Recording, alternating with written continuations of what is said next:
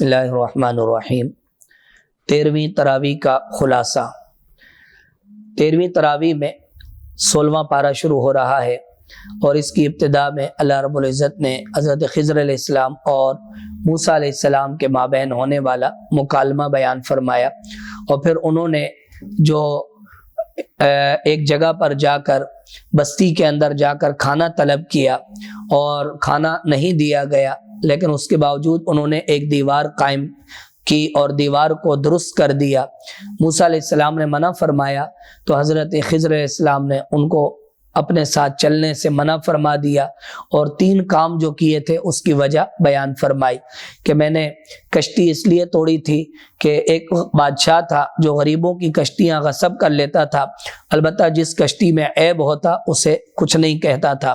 اور اس کے ساتھ ساتھ اس بچے کو اس لیے قتل کیا تھا کہ والدین اس کی محبت کی وجہ سے کفر اختیار کر لیتے، اس کے بدلے میں اللہ تعالیٰ انہیں نیک اولاد عطا فرمائیں گے۔ اور اس کے بعد تیسرے نمبر پر وہ دیوار جو میں نے تعمیر کی اس کے نیچے یتیموں کا خزانہ تھا، اور اس خزانے کو کوئی اور آدمی حاصل نہ کر سکے، جب یہ یتیم بڑے ہو جائیں تو یہ اسے حاصل کریں، اس بات کو بیان کیا گیا۔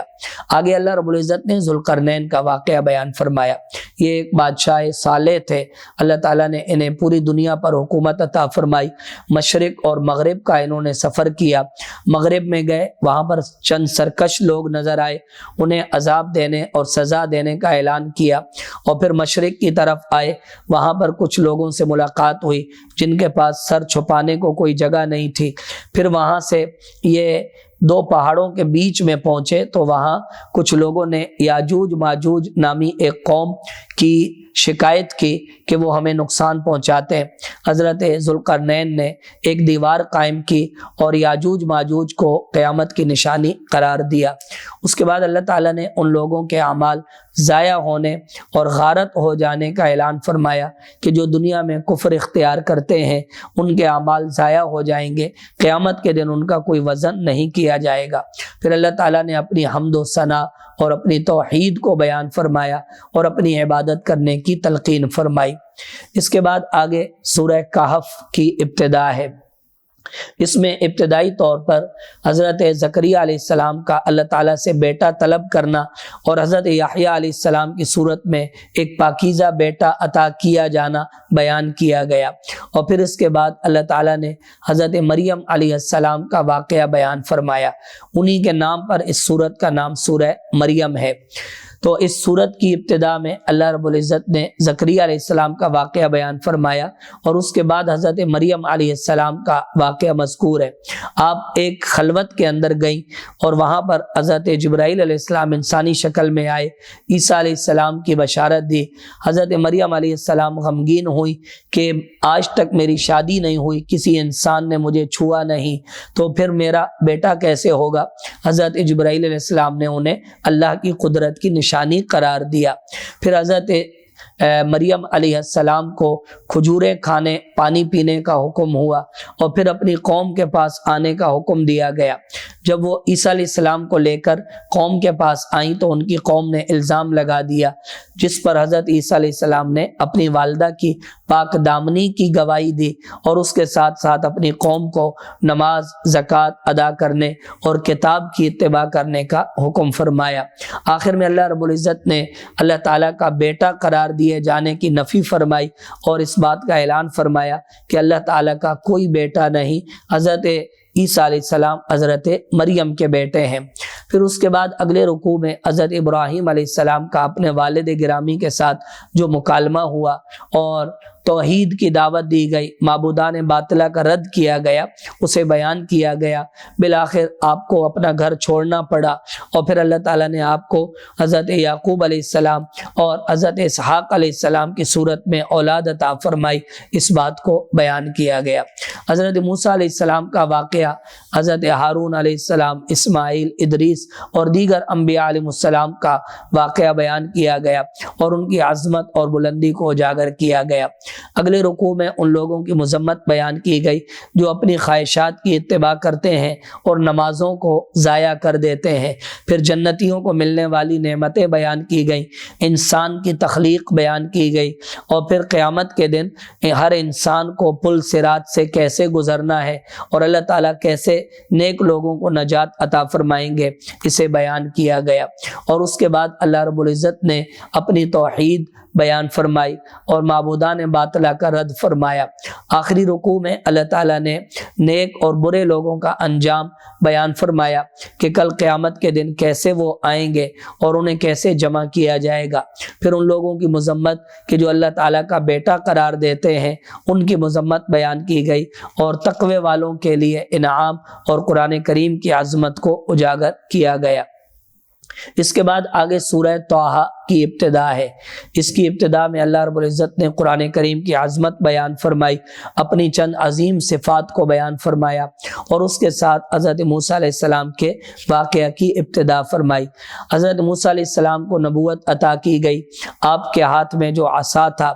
وہ کیسے اژدہا بن گیا، پھر آپ نے اپنا ہاتھ بغل میں ڈالا، کیسے چمکتا ہوا نکلا۔ یہ دو معجزات آپ کو عطا کیے گئے۔ فرعون کے دربار میں جانے کا حکم ہوا، آپ نے لکنت ختم ہونے کی دعا فرمائی، اللہ تعالیٰ نے آپ کی دعا قبول فرمائی۔ حضرت ہارون علیہ السلام آپ کے ساتھ گئے، فرعون کے دربار میں آپ نے جا کر جو مکالمہ فرمایا، فرعون نے جو اعتراضات کیے اور پھر حضرت موسیٰ علیہ السلام نے جو جوابات دیے وہ بیان کیے گئے۔ بالآخر جادوگروں کے ساتھ مقابلہ طے ہوا،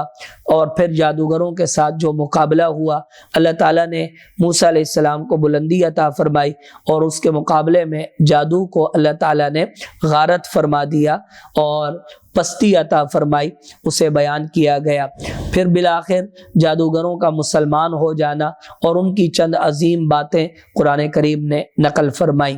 اس کے بعد اگلے رکوع میں اللہ رب العزت نے موسیٰ علیہ السلام کو اپنی قوم کے ساتھ ہجرت کرنے کا حکم فرمایا، فرعون کو غرق کرنے کا اعلان فرمایا اور اس کے غرق ہونے کو بیان کیا گیا۔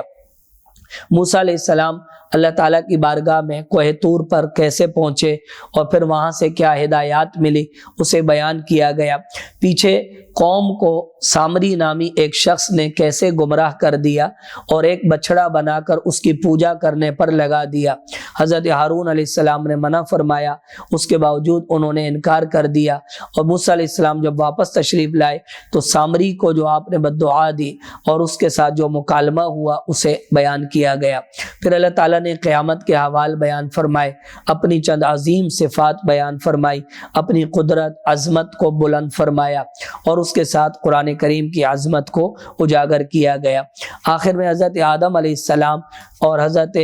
آدم علیہ السلام کا جو مقام تھا اور جو بلندی تھی، فرشتوں سے ان کو سجدہ کرایا گیا، وہ بیان کیا گیا، اور شیطان کی پیروی نہ کرنے کا حکم دیا گیا، اور پھر بالآخر انہیں زمین پر آنے کا جو حکم دیا گیا اسے اجاگر کیا گیا۔ اس کے ساتھ ساتھ جو لوگ اللہ تعالیٰ کے ذکر سے اعراض کرتے ہیں، اللہ تعالیٰ کی یاد قرآن کریم کو چھوڑتے ہیں، اور ان کی کیا سزا ہے کہ کل قیامت کے دن وہ نابینا اٹھائے جائیں گے، اور پھر وہ کہیں گے یا اللہ ہم تو دنیا میں دیکھنے والے تھے، تو اللہ تعالیٰ فرمائیں گے تمہارے پاس ہماری آیات آئیں لیکن تم نے انہیں جھٹلا دیا، آج ہم نے بھی تمہیں بھلا دیا۔ اگلے رکوع میں اللہ رب العزت نے اپنی حمد و ثنا اور نمازوں کے اوقات بیان فرمائے، نبی علیہ السلام کو نماز قائم کرنے اور اپنے گھر والوں کو نماز کا حکم دینے کا ارشاد فرمایا گیا، اور اس کے ساتھ ساتھ مشرکین مکہ کے اعتراضات کا جواب دیا گیا۔ آگے 17ویں پارے کی ابتدا ہے، اور اللہ رب العزت نے اس کی ابتدا میں قیامت قریب آنے کا اعلان فرمایا، انبیاء علیہ السلام کے جھٹلانے والوں کا ذکر کیا گیا، نبی علیہ السلام کو جھٹلانے والوں اور آپ کی قوم کا ذکر کیا گیا، اور اس کے ساتھ ساتھ پہلے لوگوں پر جو عذاب آئے اور ان کی جو پکار تھی اسے بیان کیا گیا۔ پھر اللہ تعالیٰ نے اپنی توحید بیان فرمائی اور معبودان باطلہ کی تردید فرمائی، اور انبیاء علیہ السلام کی عظمت اور انبیاء علیہ السلام کو انسانوں میں سے ہی مبعوث ہونا بیان کیا گیا۔ اس کے بعد اگلے رکوع میں اللہ تعالیٰ نے آسمان اور زمین کی تخلیق کو بیان فرمایا، زمین کے اندر نکلنے والے رستے اور بننے والے رستوں کی نعمت عطا فرمائی، ہر انسان کی موت کو بیان کیا گیا، اور پھر کفار کے